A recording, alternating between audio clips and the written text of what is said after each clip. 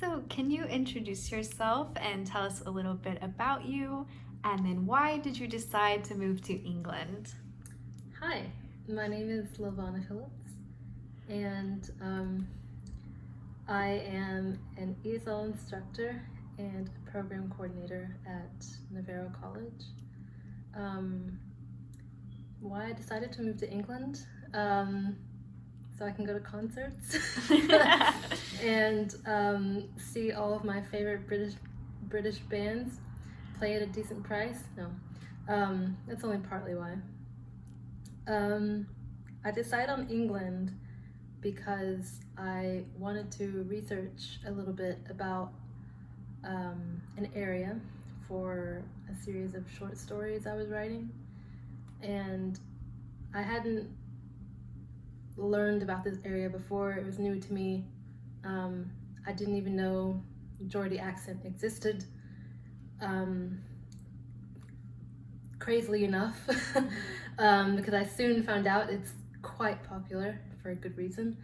And so, I partly decided to study in Newcastle for that reason, but also I looked at the university there, Newcastle University, and found that their program for applied linguistics and cross-cultural communication was like perfect. And it's a great institution, and the area is lovely, and it was, I don't know, it became a very easy choice. And then, how did you go about making this happen?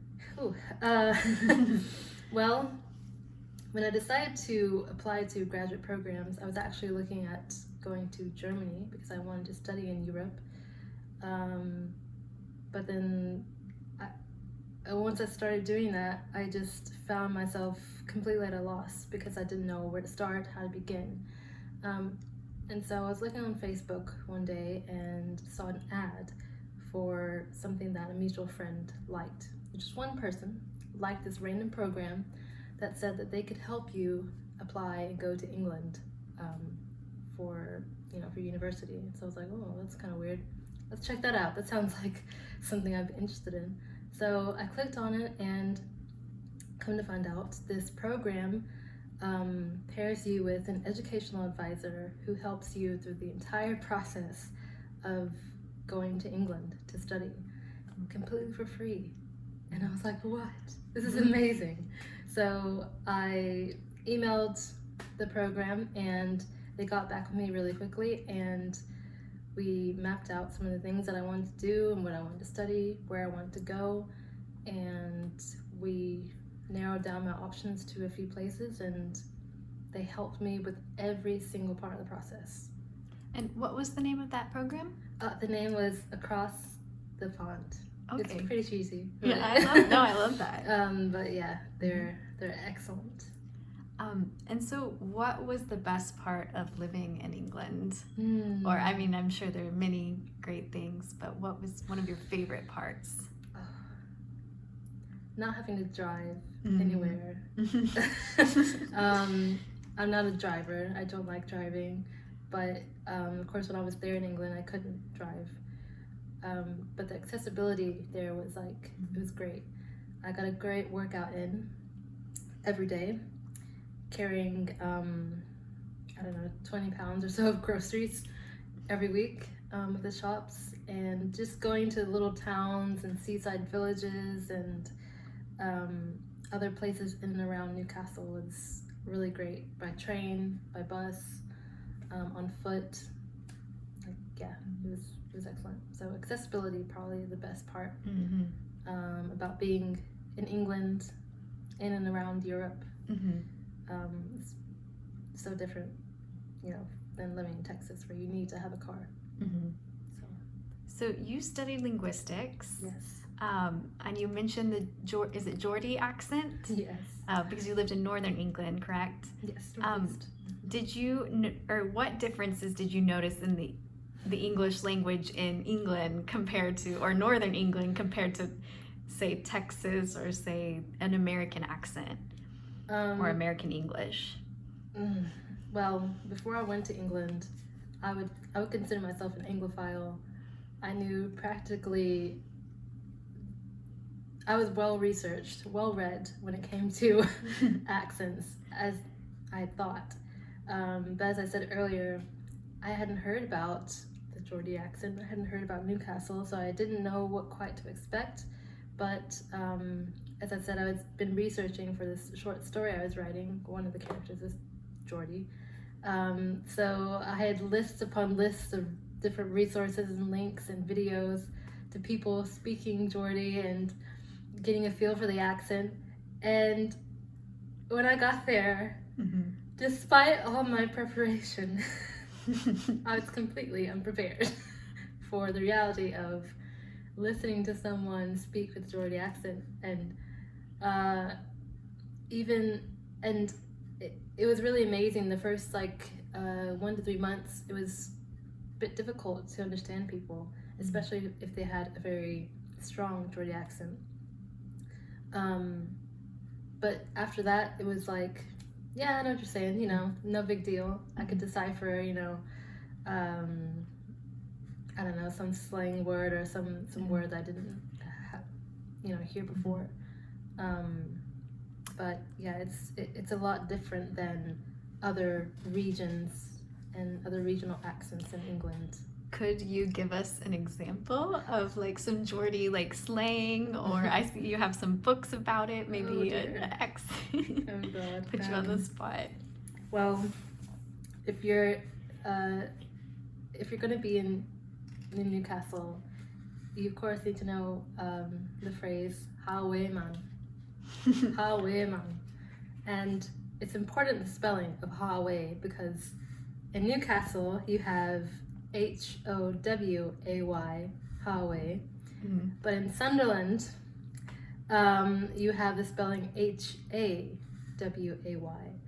and they kind of have a rival. Well, kind of. They do have a big rivalry between the two football teams in the cities. So that's a very important distinction. But Hawayman is like a proper Geordie phrase that you will hear. It's like "What's up?" or "How are you?" No, it's like "Come on," like "Hawayman, we're going to the pub."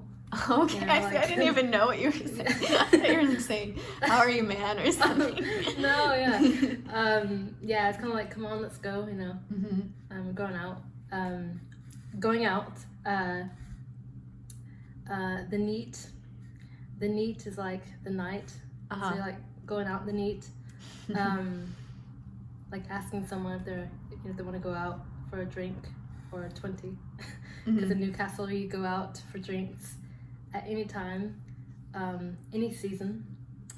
That was very a popular thing to do in Newcastle. The drinking culture is something to behold.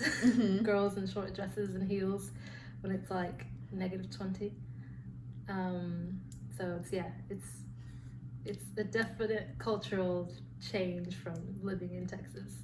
And where did you live exactly in Newcastle? Were you on campus, or what was your living situation like?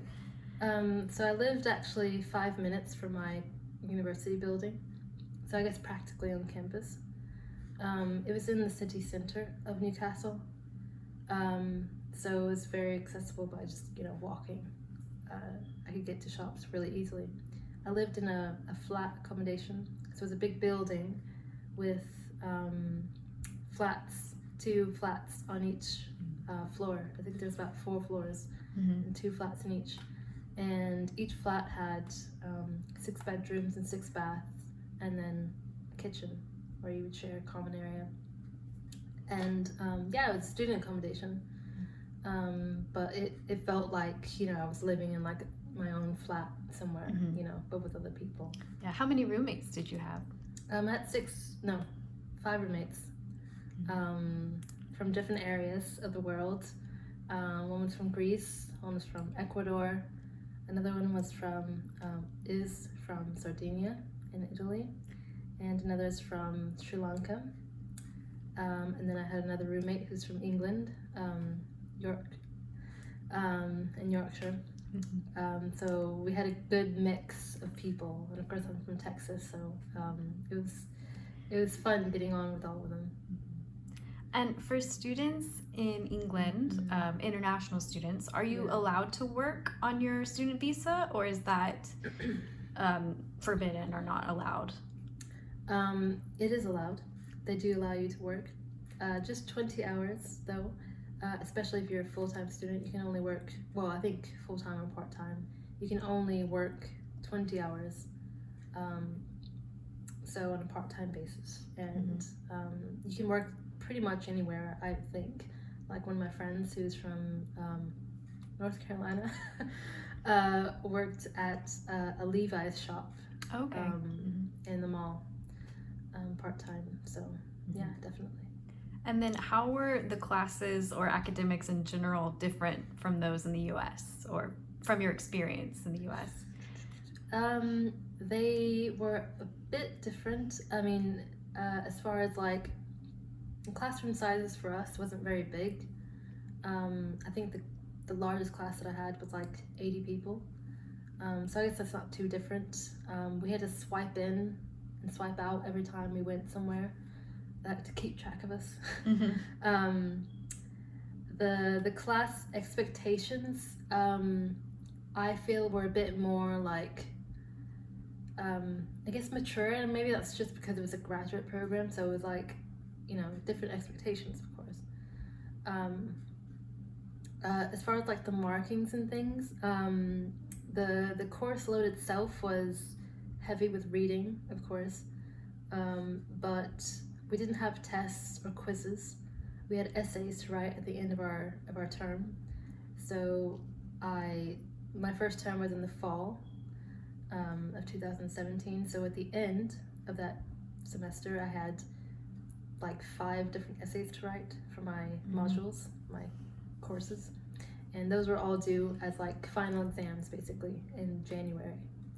And then I had the same thing the next semester. I had, you know, essays to write and turn in, and yeah, that was mainly what our marks amounted to, was the essays. And then of course we had a dissertation at the end. And you got honors for your dissertation. Yes, I passed with distinction. And it was accepted to an international conference in, was it Sweden? Yes, it was. Yes. Sorry, I'm very proud of that. Anyway. Yeah, lovely languages, yes. Okay, so we've talked about good things about living in England. What was the biggest challenge of living in the UK or abroad, being an international student? Being an international student, I think one collectively was like the weather. Very easy to underestimate the effects of the weather if you're not used to it, because, you know, in Texas, for example, or like Sardinia, the weather is a warm climate most of the year, but in England it was like 365 days of cold, grey, grim, rainy weather. It was excellent for tea, but you need to go to the shop every week and you have to walk with all your groceries on your back, you know, or just, you know, walking to class or the library, or to, you know, get comforters and pillows and things, you know, that you need when you first move to a place. Not fun. So the weather is like a big challenge, I think, especially for people who aren't used to cold, really cold weather and rainy weather for most of the year. I think that was a challenge. I think even the Geordie accent was a bit of a challenge, because it is really different to other places in the UK. And especially like if you go to a market, everyone that works there more than likely has a really thick Geordie accent, and it's so hard to understand if you just can't decipher it. I slipped into an accent. I know, I didn't want to say anything. But just thinking about it, like, you know, it makes me excited. But I say the Geordie accent is a challenge, and it is, you know, if you're not used to it, but it's a good type of challenge, because it's very interesting, and people are friendly. Like, you know, it's not a big deal if you can't understand, but is it true that Northern Englanders are more friendly than Southern Englanders? Or maybe I shouldn't ask that question because it depends on the person. But Yes, it as is. a whole, is the culture more welcoming to like international students, or Yeah. I mean, I can't really say anything about the South because I hadn't really spent much time there. Um, but yeah, people are incredibly friendly in the North. Um, just from what I've gathered in general. Yeah, there's a lot. Well, speaking of like racism, for example, American racism is, it's in your face. It's not hidden. Mm-hmm. But in Britain, it's very subtle. And not saying that, I particularly was in a position where people were being racist towards me directly, but there were instances where, that came out. But I mean, despite that, and despite stupid comments and stuff, people were really friendly and very accommodating and curious, and people just want to have a good time. It doesn't really matter who with. They just want to, enjoy a good drink or good food or, have a laugh. But yeah, it's I would say, in my biased opinion, yeah, maybe the North are a bit more friendly, but I can't say for sure. Yeah. Okay, final question. What advice do you have for those who would like to go abroad, particularly studying in England, like you did? Just do it. Just do it. If it's in your mind, then you've got to do it. Because if you don't, then you most likely will regret it. And I know you've probably heard that before, but like, you will. If it's something you want to do, and you feel like you have a chance to, the opportunity to, just try to make it happen. Whatever you need to do, get a good support system back home, because especially if you want to go to England, the winters are long and hard and harsh. And having a support system somewhere is going to be like paramount to your success. And yeah, I mean, the most advice I could say would be that just do it. Just take the chance, take the leap.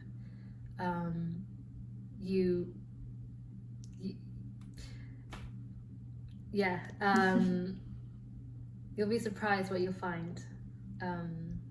Yeah, I think you'll definitely not regret it, no matter where you go. South, North, Liverpool, London. I wouldn't suggest London, but that's just me. No, go to London. It's great. It's great. Just go. All right. Well, thank you so much, LaVonna, for taking the time of speaking with us today. Do you have anything you would like to plug, like a personal blog or any of those short stories you're writing that we love so much? Yeah, I mean, I blog a little bit, not very much. At a site called Her Lavender Latte. It's just mainly like poetry and short story prose ramblings about different things. You'll probably find a post or two about comparison between Geordie and German. So yeah, you can check it out if you want. All right. Well, we definitely want to. Okay. Well, thank you again. And Yep. yeah. Thank you.